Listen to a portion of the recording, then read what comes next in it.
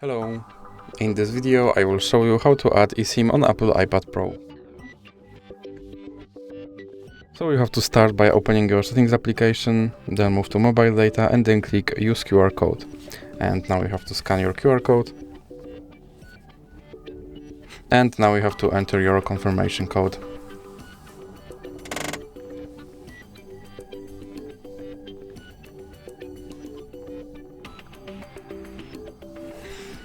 And now click continue. And you have to wait.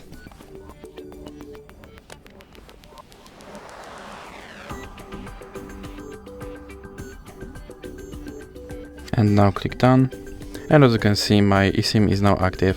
So that's it for this video. If you liked it, please remember to leave a like and subscribe.